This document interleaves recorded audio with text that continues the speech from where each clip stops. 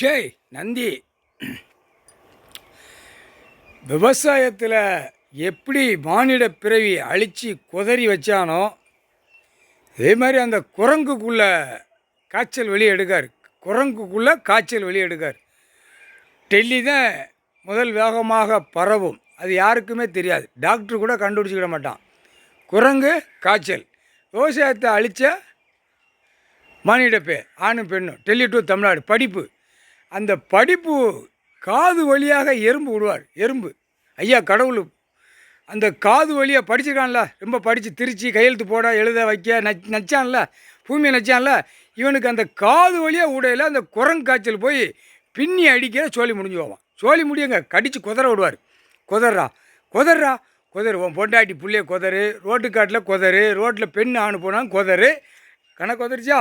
அதுதான் கணக்கு. கடவுள்கிட்ட முண்டி அடிக்க முடியாதா? கடவுள் போட்ட கணக்கு தப்ப முடியாதா? கடவுள் உட்கார்ந்து பூமியில் உட்கார்ந்த கணக்கு விட்ட கணக்கு தப்பாது, கரெக்டாக அடிப்பார். இப்போ புரியுதா? எறும்பு காது வழியாக விடுவார்.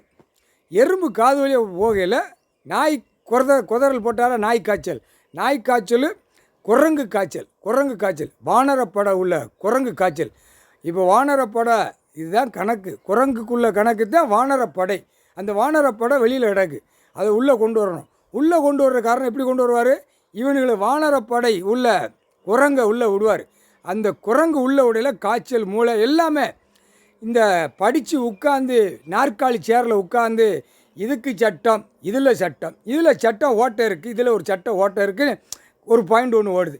பூமியில் உட்காந்து அழிக்கானா 5 வருஷத்துக்கு ஒருக்கா சட்டம் போட்ட சட்டம், எல்லாம் அரசியல்வாதி நாங்கள் வச்ச சட்டம், பூமியை அழிக்கிற சட்டம், எல்லாம் வீடு வாசலை கெட்டு பூமியை அழி 2ஆம் நம்பரை போடுன்னு இவன் நடத்துகிறானா, இவனுக்கும் அந்த குரங்கு காய்ச்சல், நாய் காய்ச்சல், எறும்பு கடி காய்ச்சல், இந்த 3ஐ சேர்த்து உள்ள உடையில் மூளையில் போய் தாக்கும். அப்படியே குதறுவான், வரிசையில் குதறுவான். அப்போ என்ன செய்வான்? படிப்பு வச்சு அடிப்பார். படிச்சிருக்கான்ல, எல்லா ஆணு பெண்ணும் படித்து தானே குதறுதான் பூமியை.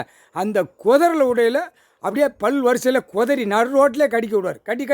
கடித்து கறி எரிவான். பெண்ணுக்கு ஆணுக்கு அப்போ ஓட்டத்தில் எப்படி இருக்கும்? சிட்டி கிராமத்தில் ரோட்டில், இப்போ ரோட்டில் மாதிரி போகிறானா ஆணு பெண்ணும், இப்போ கூட கடிக்கல அப்படியே சப்புன்னு கிடக்கும். ஆனால் அரசியல்வாதியை சுத்தமாக கடித்து குதறி எடுத்துருவான். இந்த ஜனநாயகம் ஓட்டு போடுதான்ல, இந்த வெறியில் உள்ளே விடுவார். இவன் அரசியல்வாதி கூட்டமாக உள்ளே கையை தூக்கி கும்பிட்டு கையை தூக்கி வரான்ல, அந்த நேரம் கடிக்க விடுவார். இப்போ கூடிய சீக்கிரமாக அது டைம் பார்ப்பார். இவன் வாசிக்கான்ல, இப்போ கடிக்க விடுவார். முக்கால் சத்தியா நந்தி போட்டேன்டா கணக்கு. இது பெரிய விஷயம். இதில் தான் ஜோலிக்கு முடிக்க போகிறார் கடவுள்.